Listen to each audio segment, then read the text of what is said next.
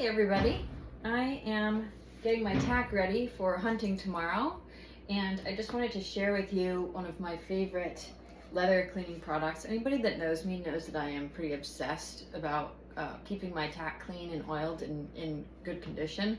I'm pretty neurotic about it actually, compared to most people. So I use a variety of products, but my favorite all-purpose leather cleaner slash conditioner is this Effax. Oops, it's upside down.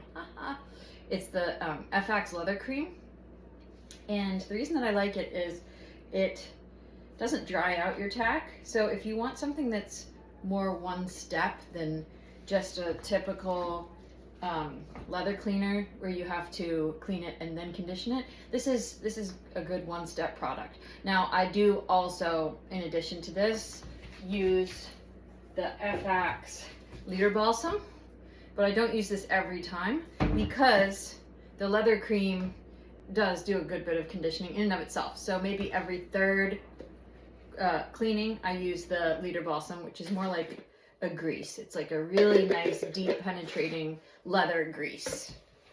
So what I do is I start by using a damp rag. I don't use sponges when I clean tack. I use a rag. It has a little bit more of an abrasive quality to it, which can strip the dried sweat from your tack, which eventually over time that dried sweat will rot the leather. So you definitely don't want that on there. So I use the leather cream on this damp rag, and it actually smells really amazing. So there's that too.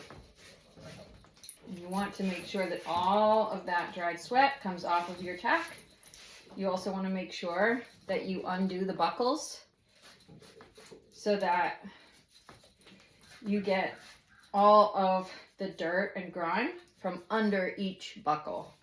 That's really important if you care about keeping your tack nice so that it lasts a long time and so that it doesn't, for example, break in the hunt field, which would be a complete disaster.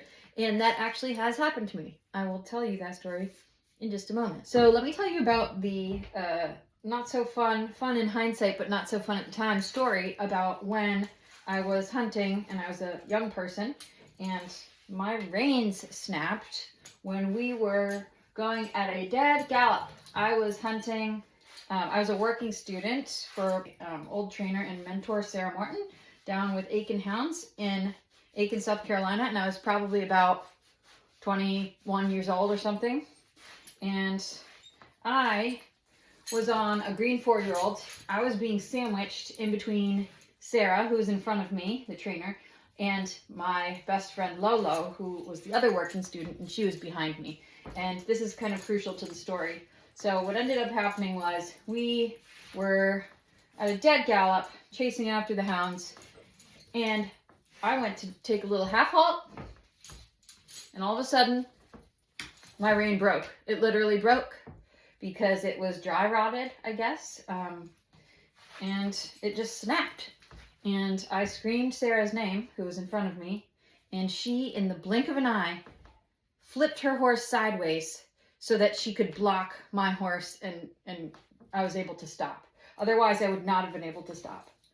And then Lolo, who was behind me, happened to be riding a horse that had a pelham. He was being ridden in a pelham with a snaffle and a curb rein. And so she just took her snaffle rein off and gave it to me.